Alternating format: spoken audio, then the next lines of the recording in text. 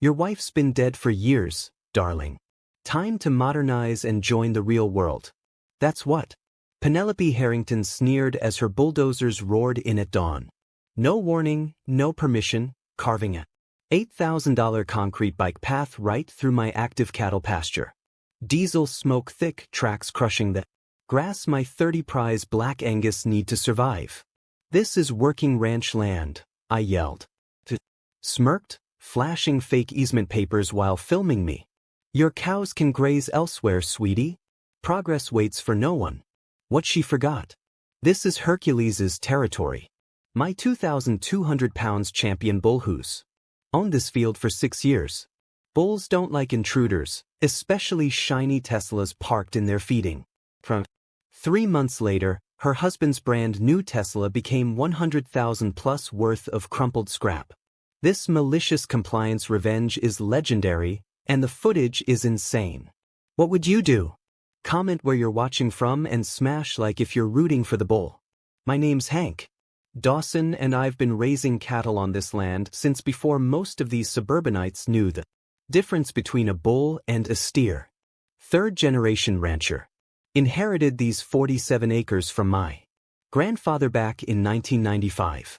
Been running 30 head of registered black Angus ever since. Watching the sunrise paint the pasture gold every morning for 28 years straight. The smell of morning hay still reminds me of Laura.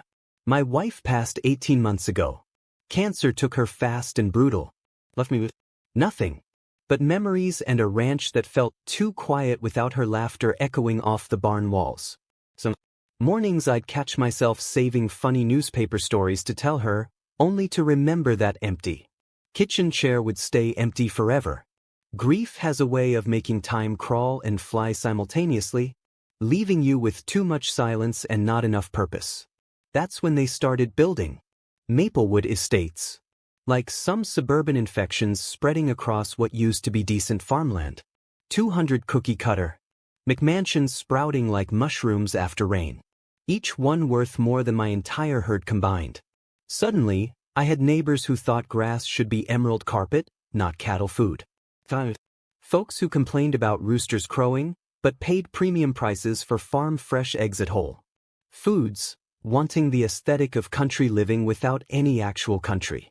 Enter Penelope Harrington, stage left, with all the subtlety of a freight train derailment. 49 years old, former corporate lawyer from California who moved here thinking she could run our county like her personal boardroom. HOA president for 3 consecutive terms, drove a white Tesla Model X with EcoFam vanity plates, and wore those expensive yoga pants like armor. Against authentic life and honest work. The woman treated every neighborhood dispute like a hostile corporate takeover, complete with PowerPoint presentations and legal threats typed in Comic Sans font because nothing says I'm reasonable like threatening your neighbors with lawsuits in playful typography. She moved from Silicon Valley when her husband Colin landed some high-paying tech executive position, bringing that uniquely Californian passive-aggressive communication style that turns simple conversations into email chains longer than my property deed. First came the noise complaints about my cattle lowing at dawn. Apparently, black Angus don't respect suburban sleep schedules or understand modern concepts like quiet hours. Then the certified letters about agricultural odors affecting property values because heaven forbid anyone smell actual farm life in what used to be farm country. Legal threats arrived every Tuesday like unwelcome clockwork, always CCing her attorney, always demanding I relocate my livestock operations somewhere more appropriate for modern community standards. Here's what most people don't know about property easements. They require explicit written landowner consent for any recreational use, and historical emergency access rights can't legally be converted to bike paths without proper documentation and approval. Translation: just because some dusty old document mentions your property doesn't mean anyone can build whatever they want, wherever they want. But Penelope had discovered something interesting buried in the county records. A 1960s recreational easement that supposedly ran right through my main pasture. The same pasture where Hercules, my 2,200 pounds prize bull and undisputed king of the herd, had established his territorial kingdom. Over 6 years of dominance. That bull had claimed that exact spot as his personal dining room and didn't just dislike sharing, he'd charge anything that moved wrong in his space. I'd seen him chase off delivery trucks that honked their horns near his fence line. The real injustice came on a cold Tuesday morning in October when I walked outside to find surveyors already marking trees for Penelope's planned $80,000 bike path construction, spray painting. Bright orange X's on oak trees older than her entire bloodline. No phone call, no permission request, no courtesy visit. Just confident trespassing with blueprints showing concrete. Cutting straight through Hercules's territory.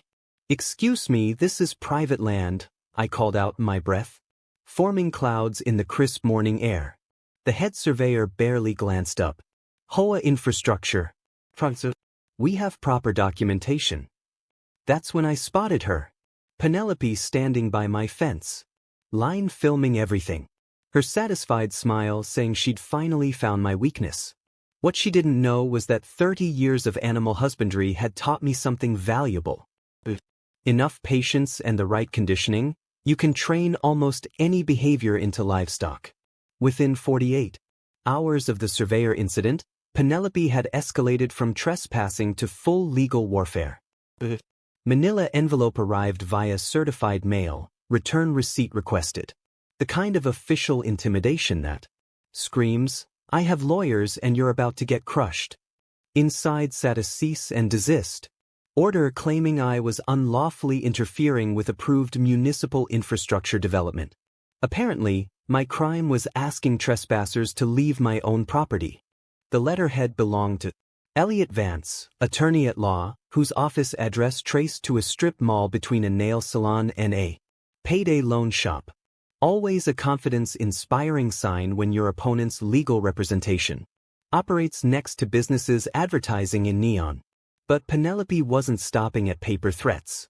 She'd filed formal complaints with the county, claiming my aggressive cattle posed immediate public safety risks near the planned bike path route. According to her sworn statements, Hercules had menaced and threatened innocent joggers through the fence line, conveniently forgetting to mention those joggers were actually her hired surveyors trespassing on clearly posted private property while carrying surveying equipment. The smell of fresh legal ink mixed with my morning coffee created a bitter cocktail as I read her escalating demands. Immediate relocation of all cattle from the designated recreational corridor or face municipal enforcement action and potential seizure. Translation, move your animals voluntarily or we'll move them for you, probably to the nearest auction house. Her attorney had also threatened criminal charges for obstruction of public works if I continued harassing municipal contractors. Apparently, standing on my own land and asking questions constituted harassment in Penelope's legal universe. That's when I decided to fight back with something Penelope hadn't expected from a simple cattle rancher: actual legal knowledge and professional representation. I drove into town and hired Brooke Langley, a local attorney who specialized in agricultural law and didn't operate out of strip malls. Sharp as a new fence post and twice as tough, Brooke had built her 20-year practice defending farmers against exactly this kind of suburban land grab. "Let's start with the fundamentals," Brooke said, spreading Penelope's documents across her solid oak desk like evidence at a crime scene. This miraculous easement they're claiming gives them authority over your property. What we discovered during our initial investigation made my blood pressure spike and Brooke's eyes light up. Like Christmas morning. The 1960s document Penelope was waving around like a magic wand specified emergency vehicle access only. Fire trucks, ambulances, police vehicles during emergencies. Recreational use wasn't mentioned anywhere in the original county filing. And more importantly, converting emergency access rights to public recreational use required completely new documentation, environmental impact studies, and verified written landowner consent. Penelope had forged my signature on the recreational use consent forms. Well, Brooke said, holding the fraudulent document up to her office light, this is either the worst forgery I've encountered in 20 years of practice, or you've suddenly developed a severe case of dyslexia that affects only your signature and makes you spell your own name wrong. Emergency access easements are legally distinct from recreational easements under state property law, and any conversion between the two categories requires new environmental assessments, public hearings, and verified landowner consent with notarized signatures. Bottom line, you can't just decide. Some old ambulance route is now a public bike path without following proper legal procedures and obtaining legitimate permissions. But Brooke's deeper investigation revealed something that made this conflict personal rather than just legal. Penelope's California law license had been suspended 3 years ago for ethics violations involving forged client signatures and misappropriated escrow funds. She'd been practicing law in Texas without proper state authorization, making every legal document she'd filed worth less than the paper it was printed on. Her threats carried all the legal authority of a grocery shopping list. While Brooke systematically built our legal defense and prepared counter's suit documentation, I started my own parallel project back at the ranch. 30 years of raising cattle had taught me that animals respond remarkably well to consistent behavioral conditioning. And Hercules was considerably smarter than most people, including suburban HOA presidents, gave him credit for understanding. I began simple audio association training, playing recorded car alarm sounds during his regular feeding times, while rewarding him with premium cattle treats when he moved toward the noise source instead of away from it. The satisfying crunch of cattle pellets between his massive jaws became the daily soundtrack to what I privately called Project Payback. Meanwhile, Penelope had scrambled to hire an actual licensed attorney to replace her discredited strip mall lawyer, but the legal damage was already substantial. Her forged documents, unauthorized legal practice, and fraudulent consent forms had created an extensive paper trail that practically screamed for criminal fraud investigation. Brooke filed formal complaints with the State Bar Association, the County District Attorney's Office, and the State Attorney General's Consumer Protection Division. The local community started choosing sides in what was becoming a very public battle. Some neighbors quietly supported my fundamental right to use my own property as I saw fit, while others bought completely into Penelope's progress and modernization narrative about bringing the community into the 21st century. The downtown coffee shop became an informal battleground where conversations stopped abruptly when I walked in, then resumed in hushed whispers after I left with my order. But every evening at feeding time, I'd walk out to the main pasture and watch Hercules respond with increasing precision to those recorded car alarm sounds. Patient, consistent, methodical. Conditioning, just like everything else in life worth doing right. Penelope wasn't the type to back down from a fight, especially after her legal threats backfired spectacularly. If she couldn't intimidate me with fake lawyers and forged paperwork, she'd try environmental warfare because nothing says modern community leader like weaponizing ecology against your neighbors. 2 weeks after Brooke exposed her fraudulent consent forms, Penelope launched what she called a community health initiative. The acrid smell of fresh printer ink filled my mailbox as glossy flyers appeared in every Maplewood Estates home, complete with stock photos of polluted streams and bold headlines screaming, "Is your family drinking contaminated water?" Her accusation was vintage Penelope manipulation. My cattle were contaminating the creek water with dangerous agricultural runoff, creating potential health hazards for the entire subdivision. According to her emergency community bulletin, immediate livestock relocation was necessary to prevent a public health crisis. She'd hired Dr. Samuel Klein, environmental consultant, who arrived Thursday morning in a white van with official-looking green lettering. The man wore a pristine lab coat and carried scientific-appearing equipment, taking water samples upstream and downstream from my property while Penelope filmed everything for her social media documentation campaign. 30 years of contamination, she announced to her phone camera, standing beside the creek, where my cattle had been drinking safely for decades. This community deserves better than living downstream from agricultural pollution.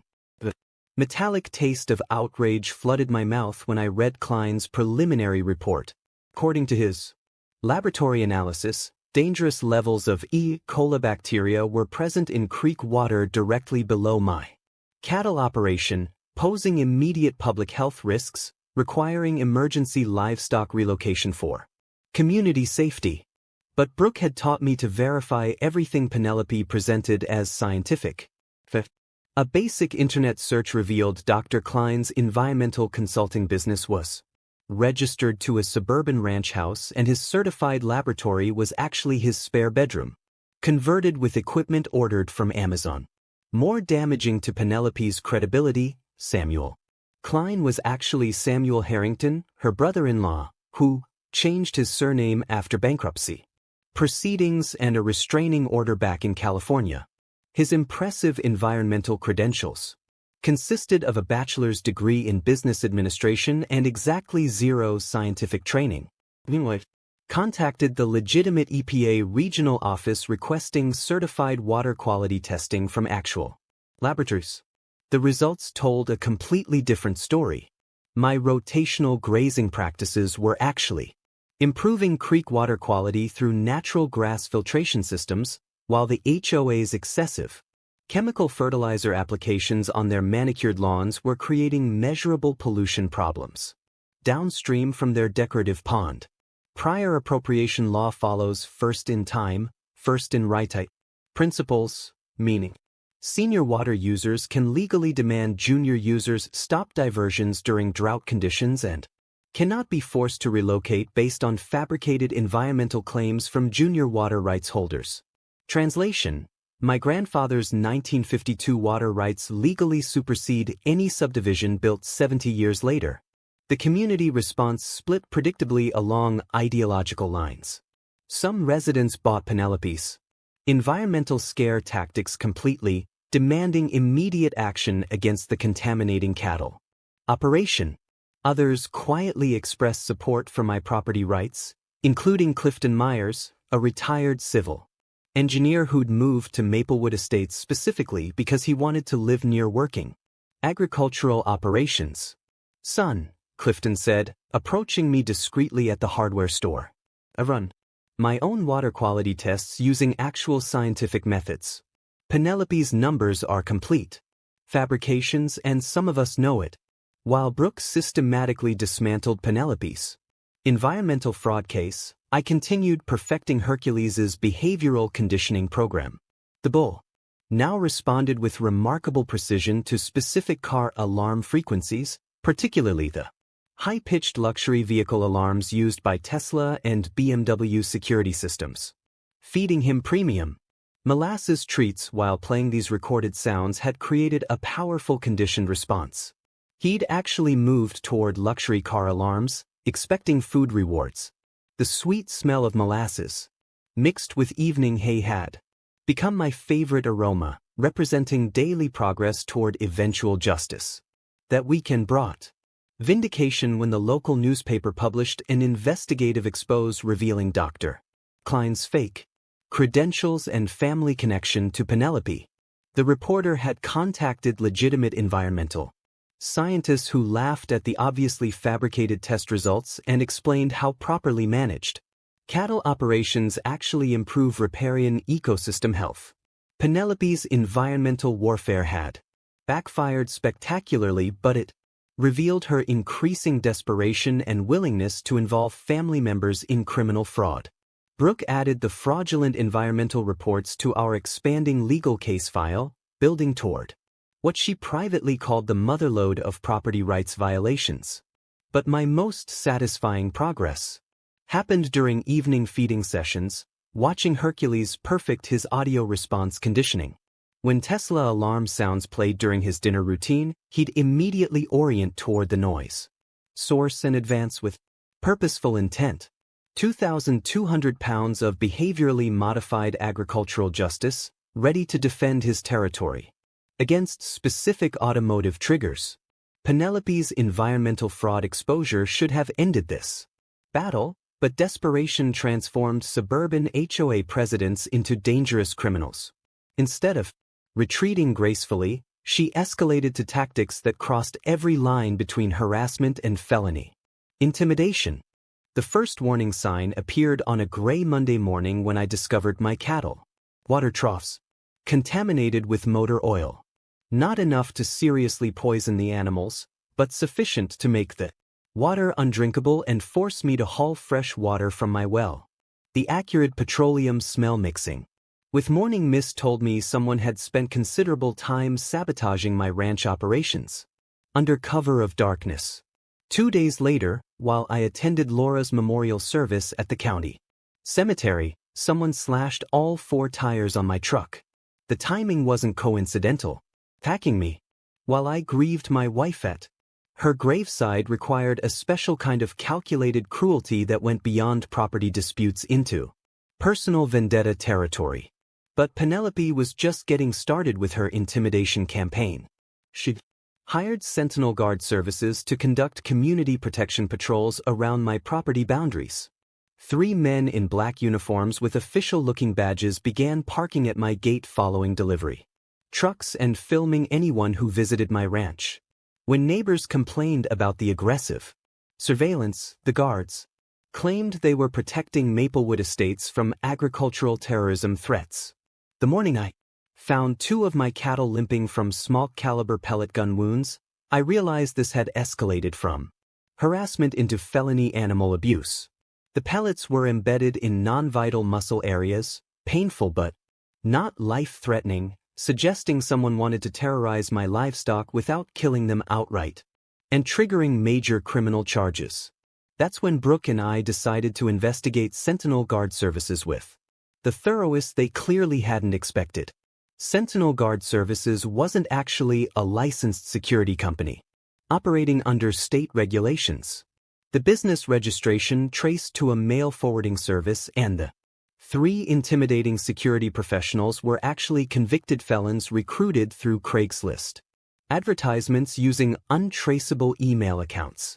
More damaging to Penelope's legal position, financial records obtained through Brooke's subpoena revealed direct payments from the HOA emergency fund to Sentinel Guard services. She was systematically embezzling community money to hire unlicensed criminals for intimidating neighbors, which qualified as conspiracy, racketeering, and federal wire fraud. Federal laws apply when criminal enterprises use legitimate organizations like HOAs to commit multiple related felonies across state lines, triggering mandatory minimum sentences and complete asset forfeit. Translation: using stolen community funds to hire convicted felons for intimidation campaigns can destroy your entire life legally and financially. But while legal wheels turned with bureaucratic slowness, I accelerated Hercules's behavioral conditioning program with scientific precision. The bull now responded to specific car alarm frequencies with remarkable consistency. Through weeks of patient training, I discovered that Tesla Model X security systems produced a distinctive 1200 Hz tone that triggered his strongest conditioned response. He'd advanced purposefully toward that exact sound from over 200 yards away. The satisfying rhythm of his hooves against packed earth during evening training sessions had become my favorite. Knowing each successful response brought us closer to perfect tactical timing. Community sentiment was shifting dramatically after residents learned about Penelope's criminal security hiring practices. Clifton Myers had quietly organized legitimate Maplewood Estates homeowners who were genuinely horrified by their HOA president's illegal activities. Their independent investigation revealed she'd been systematically misappropriating community funds for personal expenses, including Tesla lease payments and luxury vacations, fraudulently categorized as community development research trips. Moved here for peaceful retirement, Clifton confided during a discreet hardware store conversation. Not to fund some power-hungry transplants criminal enterprise against our farming neighbors. security harassment campaign had backfired by attracting unwanted media attention to Penelope's questionable financial practices. Local television reporters were investigating HOA mismanagement, and the state Attorney General's Consumer Protection Division had opened formal proceedings based on multiple homeowner complaints. But Penelope's desperation drove her toward increasingly reckless escalation tactics. Thursday evening brought an anonymous phone call threatening to accidentally release my cattle gates during night hours, allowing my herd to wander onto busy county roads where they'd likely be struck by vehicles. The voice was electronically disguised, but the passive-aggressive phrasing and entitled tone were unmistakably Penelope's communication signature. That night, I installed motion-activated security cameras throughout my property and began sleeping in the barn to protect my animals from sabotage. The familiar smell of hay and honest livestock mixed with the metallic taste of protective anger as I realized how far Penelope would descend to steal my family's heritage.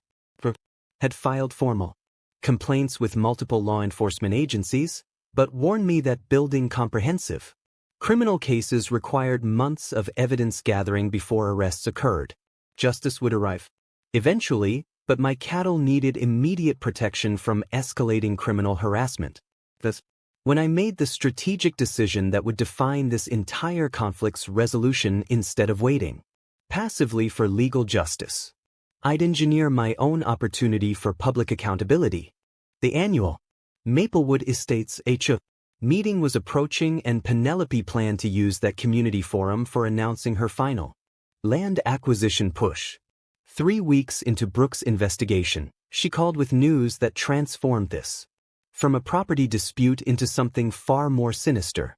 She'd been working with forensic accountants to dissect Penelope's financial activities, and what they'd uncovered made my hands shake as I read the evidence. "Hank, you need to sit down for this," Brooke said, spreading financial documents across her conference table like pieces of a criminal puzzle. "This was never about a bike path. This was never even about your land." The forensic analysis revealed a financial conspiracy that made my blood run cold with rage. Penelope and her husband Colin had been systematically embezzling from Maplewood Estates for over 2 years, stealing nearly $890,000 through fake vendor contracts, inflated maintenance bills, and fabricated emergency expenses. But that was just the beginning. Colin's tech company was hemorrhaging money, surviving only through investor fraud and accounting manipulation. They were 3 weeks from bankruptcy when Penelope discovered my property's development potential. Her bike path scheme was designed to force me off my land so they could sell the entire area to Horizon Builders Incorporated for $3.2 million. The acrid smell of fresh legal documents mixed with Brooke's strong coffee as she explained their criminal enterprise. They'd already signed preliminary purchase agreements with developers contingent on acquiring my 47 acres. The bike path was never intended for recreation. It was the access road for a planned luxury subdivision of 200 additional McMansions. This wasn't random financial crime targeting a convenient victim. 25 years ago, my late wife Laura had filed the California State Bar complaint that destroyed Penelope's legal career. Laura's testimony about forged client signatures and misappropriated escrow funds had led directly to Penelope's law license suspension and forced exile from California. This entire scheme was elaborate revenge against a dead woman. "She's been planning this since she discovered where you lived," Brooke said, her voice tight with controlled fury. "The HOA presidency, moving to this specific subdivision, even the bike path route through Laura's Memorial Grove, all of it was designed to torture Laura's widower and steal the land where you scattered her ashes." The personal vendetta explained Penelope's calculated cruelty, contaminating my water during Laura's memorial service, escalating harassment during my wife's birthday month, deliberately targeting the oak trees where I'd buried her ashes. She'd weaponized my grief against me. When criminal conspiracies cross state lines using mail, wire, or electronic communications, Federal prosecutors can invoke racketeering statutes allowing seizure of all assets purchased with criminal proceeds, including homes, vehicles, and bank accounts. Translation: Penelope's entire lifestyle was about to vanish permanently, but Brooke delivered the power-shifting news that transformed me from victim to victor. The FBI had enough evidence for immediate arrests on federal charges carrying mandatory 15-year minimum sentences. More importantly, they wanted to coordinate dramatic public arrests at next week's annual HOA meeting for maximum community impact. Here's what's going to happen, Brooke explained with satisfied precision. Penelope plans to use that meeting to announce eminent domain proceedings against your property. The moment she attempts to execute that fraudulent land grab, federal agents positioned throughout the audience will arrest her for racketeering, conspiracy, and wire fraud. Suddenly, I held all the cards. I could destroy Penelope legally through federal prosecution, financially through asset forfeit, and professionally through criminal conviction. But legal justice, while satisfying, wouldn't provide the immediate public humiliation she deserved for desecrating my wife's memory. That's when I realized I could have both legal justice and personal satisfaction. Would coordinate with FBI agents for the arrests and criminal charges. I would engineer the public humiliation using 2,200 pounds of perfectly conditioned agricultural justice. The plan crystallized with beautiful simplicity. Penelope would arrive at the community center in her Tesla, confident she was finally stealing my family's land. FBI agents would be positioned for arrests. Television crews would capture everything for evidence. And Hercules would be waiting in the adjacent pasture, perfectly trained to respond to Tesla car alarm frequencies. Some crimes deserved prison sentences. This crime deserved to be trampled by an angry bull in front of 300 witnesses and live television coverage. The metallic taste of anticipated justice mixed with evening coffee as I walked to the pasture where Hercules was completing his conditioning program. Legal victory was guaranteed through federal prosecution. Public humiliation would be delivered through agricultural precision. Penelope wanted to destroy Laura's memory and steal our family legacy. Instead, she was about to become a viral video featuring the most expensive lesson in property rights that Texas had ever witnessed. With the FBI coordination locked in and Penelope's criminal exposure guaranteed, I had 1 week to orchestrate the most satisfying piece of agricultural justice in Texas history. This required precision timing, perfect animal conditioning, and coordination between federal law enforcement and one very intelligent bull. Brooke handled the legal choreography with surgical precision. She'd arranged for Special Agent Ramirez to position undercover agents throughout the community center audience with sealed arrest warrants ready the moment Penelope attempted her fraudulent land seizure announcement. Local media would attend what they'd been told was a major HOA transparency story, ensuring maximum documentation of her spectacular downfall. But my operation required different expertise: animal behavioral psychology and automotive acoustics engineering. The metallic click of my smartphone recording Tesla alarm frequencies became the soundtrack to Hercules' advanced conditioning program. I spent dawn and dusk sessions perfecting his response until he could distinguish between different luxury car security systems with remarkable precision. Classical conditioning achieves optimal results through 200-300 audio repetitions over 14 to 21 days using high-value food rewards, with bulls showing exceptional memory retention for audio-triggered responses. Translation: with enough patience and premium molasses treats, you can train a bull to respond to virtually any specific environmental trigger with military accuracy. The sweet, sticky aroma of molasses mixed with morning hay became my constant companion. During training sessions, I discovered that Hercules responded most aggressively to the specific 1,200 Hz frequency produced by Tesla Model X panic alarms, a sound that now triggered his immediate territorial defense response from over 400 yards away. Community Preparation required more delicate political maneuvering. Clifton Myers had quietly organized. Legitimate Maplewood Estates residents disgusted by Penelope's criminal activities. They'd coordinate to pack Monday's meeting with supporters demanding accountability, ensuring maximum audience for her federal arrest and subsequent automotive destruction. We want premium seating when agents drag her out in handcuffs, Clifton confided during our hardware store strategy session, but we also want video evidence of what happens to her precious Tesla afterward. The technical challenge involved positioning Hercules for optimal visual impact without creating obvious legal liability.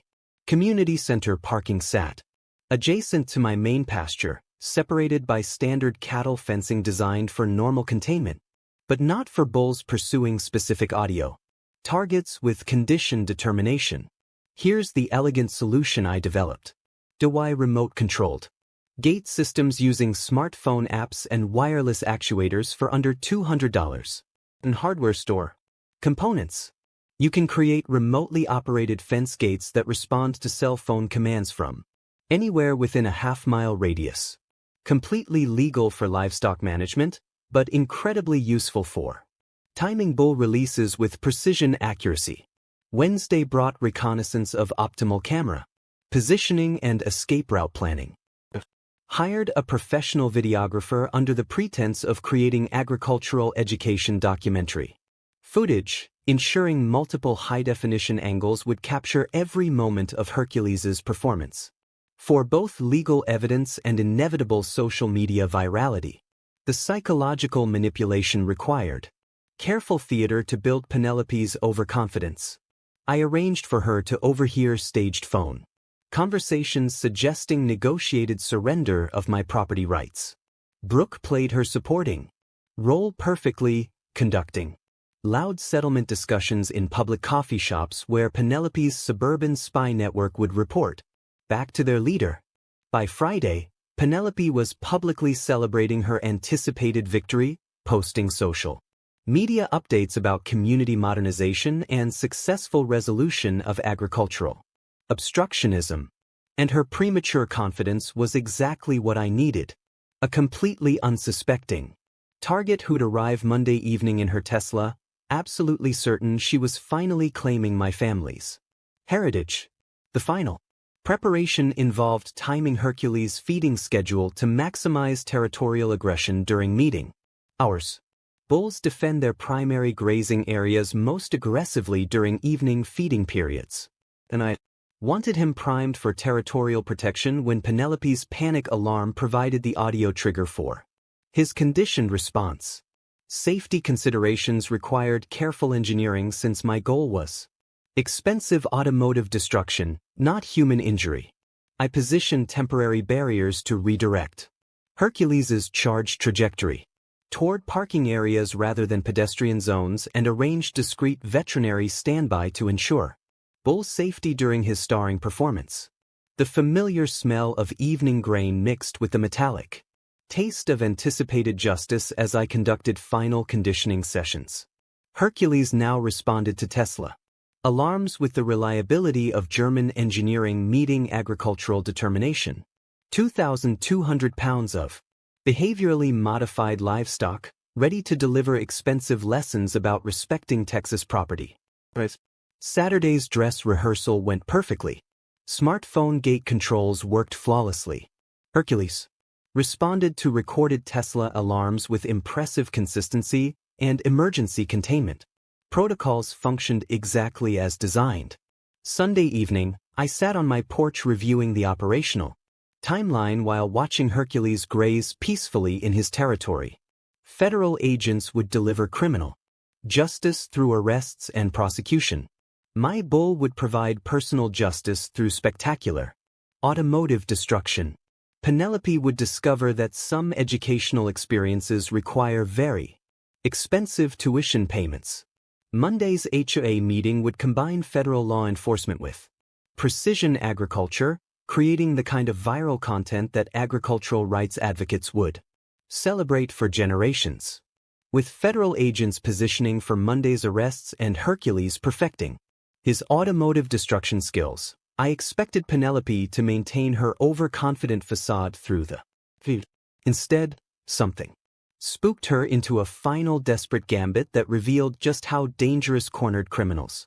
The Saturday morning brought the first sign of escalation when I discovered professional-grade surveillance equipment mounted on telephone poles overlooking my property. Not the amateur spy cameras Penelope had used before.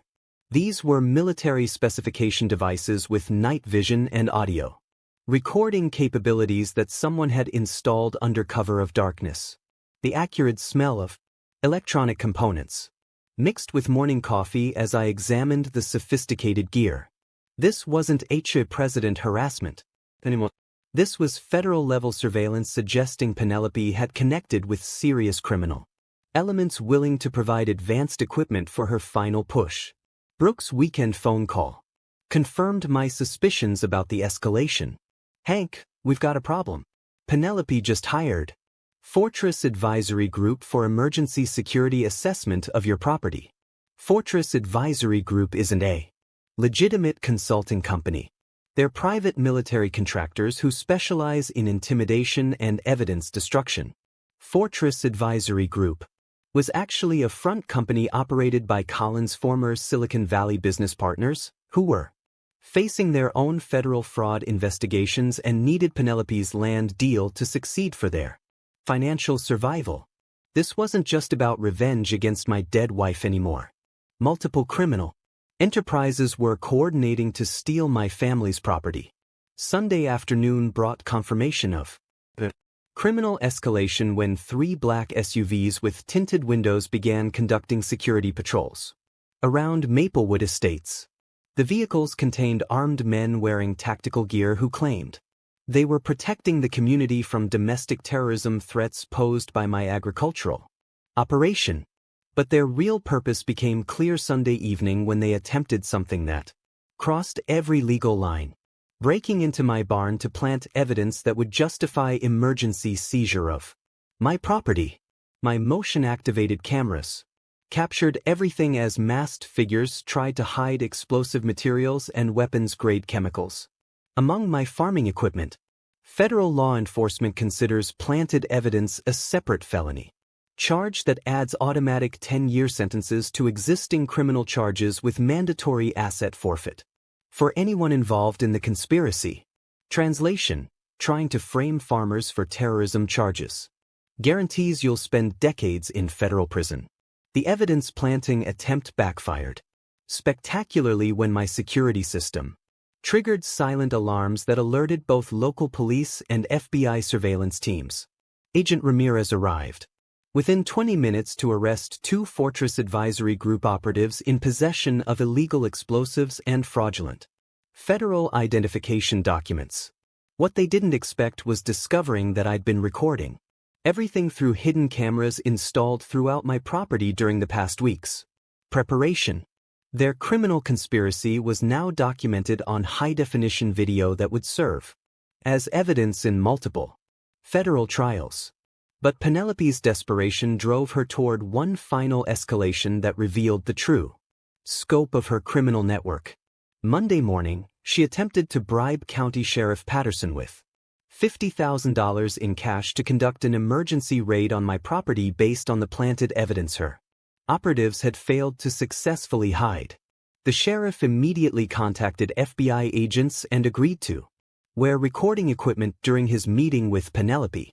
Her attempted bribery was captured on federal surveillance devices, adding corruption charges to her growing list of federal felonies. "Mrs. Harrington," Sheriff Patterson said during their recorded conversation, "you're asking me to raid an innocent man's property based on evidence that your people tried to plant there. That's not law enforcement. That's organized crime." By Monday afternoon, Agent Ramirez had arrested 4 Fortress Advisory Group operatives and secured warrants for Colin's business partners in California. Penelope's criminal network was collapsing faster than a house of cards in a Texas windstorm. But she remained convinced that evening's HOA meeting would somehow salvage her land acquisition scheme. What she didn't realize was that every aspect of her criminal conspiracy had been documented by federal Investigators who were now treating this case as a major racketeering prosecution involving multiple interstate criminal enterprises. The metallic taste of satisfaction mixed with pre-meeting coffee as I conducted final preparations for Hercules's starring role. While federal agents were building criminal cases that would imprison Penelope's entire network for decades, my bull was ready to provide the kind of instant justice that social media algorithms love. But the most satisfying element was knowing that Penelope's escalation had sealed her fate completely. Instead of facing simple embezzlement charges, she was now looking at federal terrorism, evidence tampering, and racketeering charges that carried mandatory life sentences without possibility of parole. Some criminals learn when to surrender gracefully. Others keep digging until they've excavated their own graves. Penelope had just finished digging hers with military-grade surveillance equipment and explosive materials.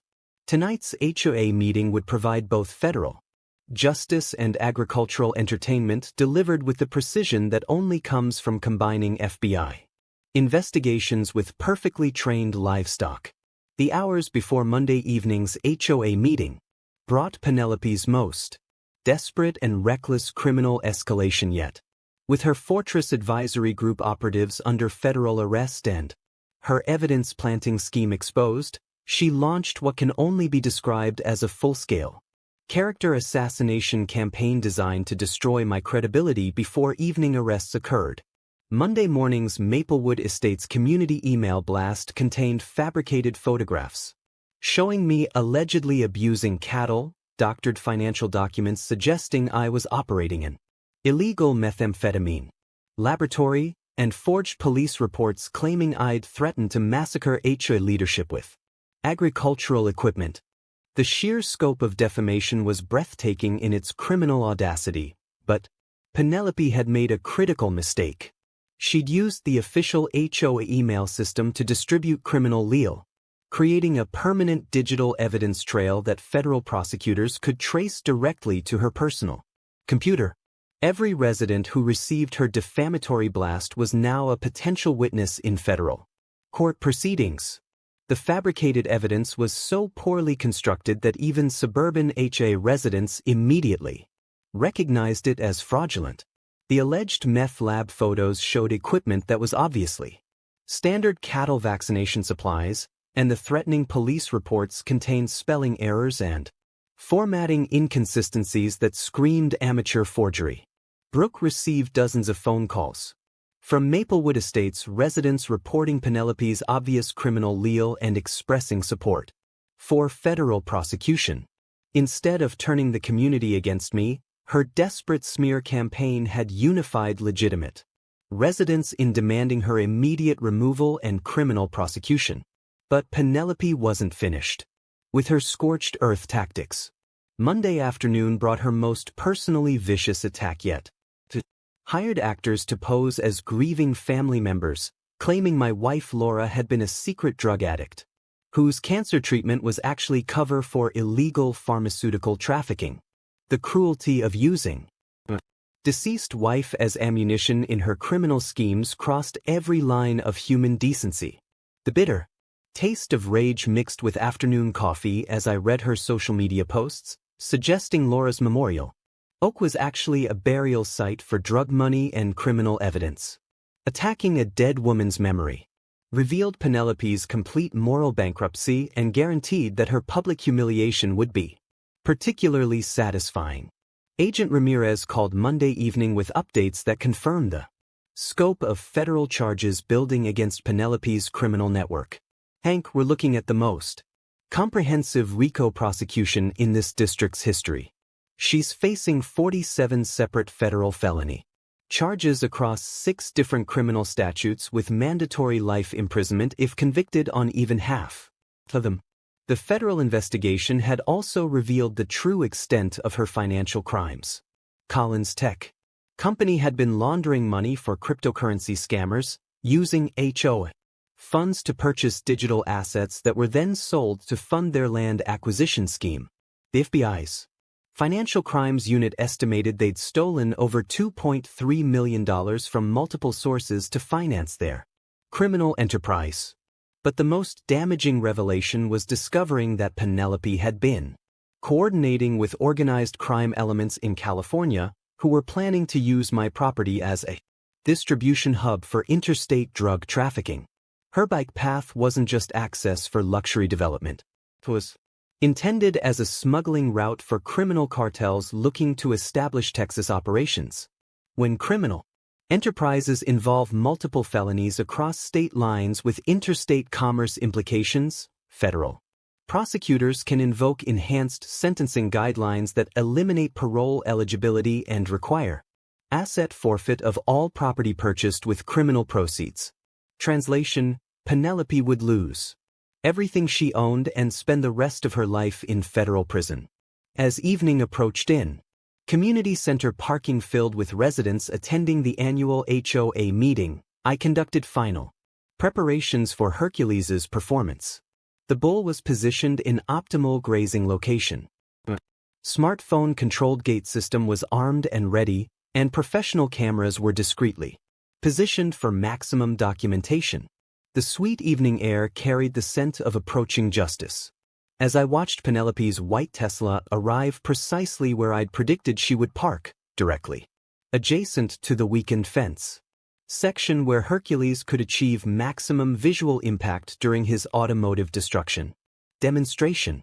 But the most satisfying element was knowing that federal agents positioned throughout the community center audience were ready to arrest her the moment she attempted to announce her fraudulent land seizure. Her criminal network had been completely penetrated by FBI surveillance, and every aspect of her conspiracy was documented with evidence that would guarantee conviction. Clifton Myers had coordinated legitimate residents to pack the meeting with witnesses demanding accountability, ensuring maximum audience for both her federal arrest and subsequent automotive education, courtesy of one very well-trained bull. The metallic taste of anticipated vindication mixed with pre-meeting adrenaline as I walked toward the community center. Legal justice would be served through federal prosecution and life imprisonment. Personal justice would be delivered through expensive German automotive destruction captured on high-definition video for viral social media distribution. Penelope had spent months terrorizing a grieving widower and desecrating my wife's memory for financial gain. Tonight she would learn that some lessons require very expensive tuition payments measured in Tesla repair bills and federal prison sentences. The Maplewood Estates Community Center had never seen anything like Monday evening's crowd. 300 residents packed beyond capacity. Local media positioned for what they'd been told was a major community development announcement, and federal agents discreetly stationed throughout the audience with arrest warrants ready for execution. Penelope arrived fashionably late in her white Tesla Model X, parking exactly where I'd predicted, directly adjacent to the fence section separating the community center from Hercules' evening grazing area.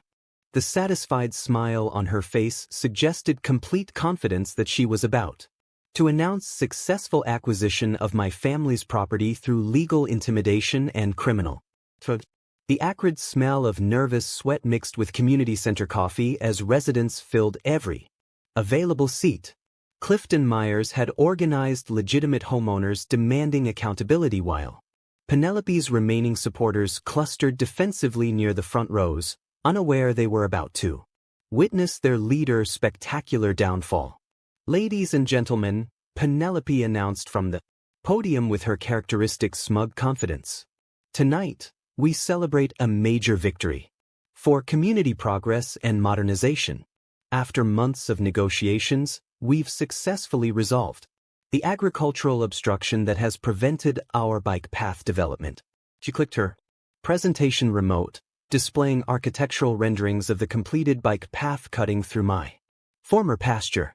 "Thanks to collaborative community spirit and legal persistence, we've obtained all necessary easements and environmental approvals for this exciting recreational enhancement." Thus, when Brooke stood up from her strategic position in the third row, federal warrant folder clearly visible in her hands. Mrs. Harrington, Attorney Brooke Langley representing Hank Dawson. Would you care to explain to this community how you forged my client's signature on those easement documents? The community center erupted in shocked murmurs as Brooke activated the projection system, displaying high-definition images of Penelope's forged signatures alongside my authentic signature for comparison. The differences were immediately obvious to everyone present. Furthermore, Brooke continued with prosecutorial precision, would you care to explain how you embezzled $890,000 from this community's emergency funds to finance your personal land acquisition scheme? Penelope's face drained of color as financial documents appeared on the projection screen, showing direct transfers from HOA accounts to her personal banking system. The evidence was overwhelming and undeniable. These are fabricated lies, Penelope screamed, her composure finally cracking under public exposure. This is a conspiracy between a grieving widower and a corrupt attorney trying to obstruct community development.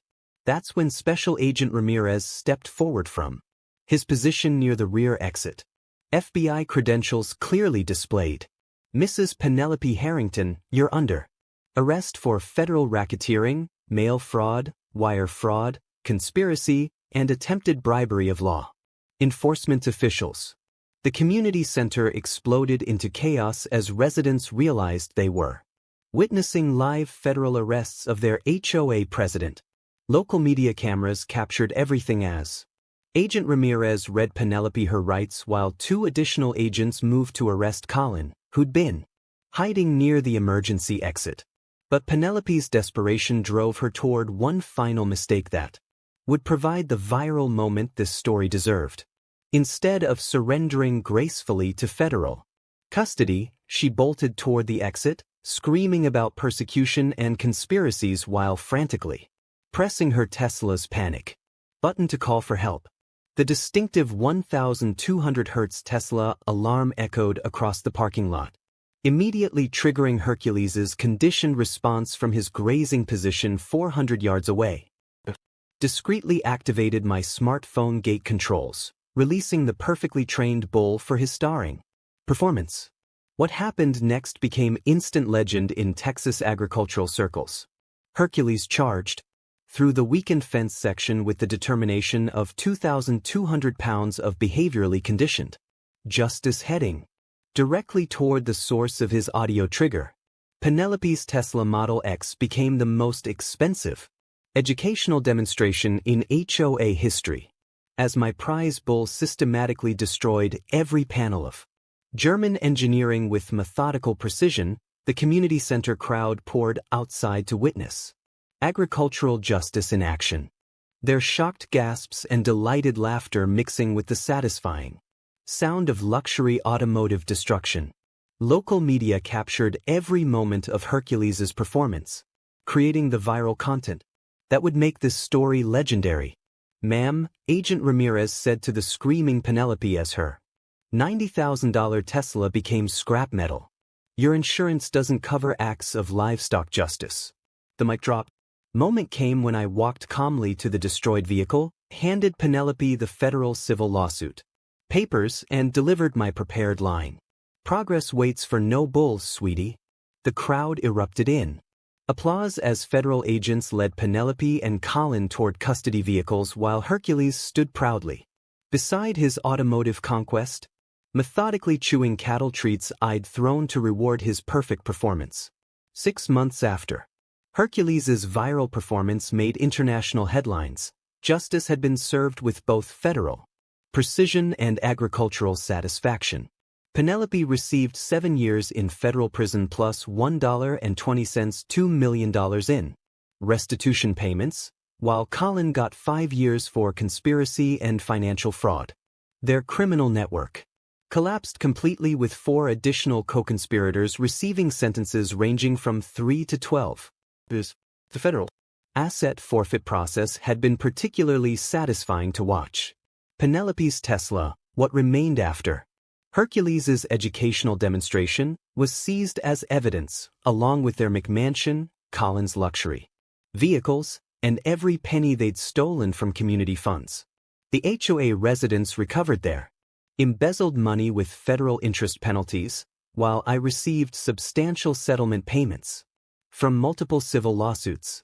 But the legal victories were just the beginning of the story's positive transformation.